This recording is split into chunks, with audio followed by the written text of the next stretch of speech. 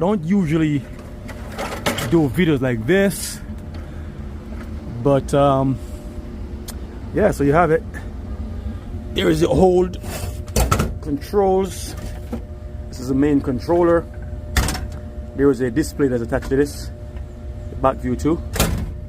The other one, all out. Here's a new sheriff in town. You can see, up and running, up and working. Got my VFD drives.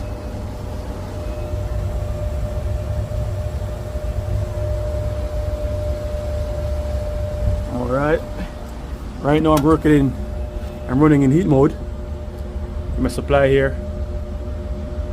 And I don't really like this display.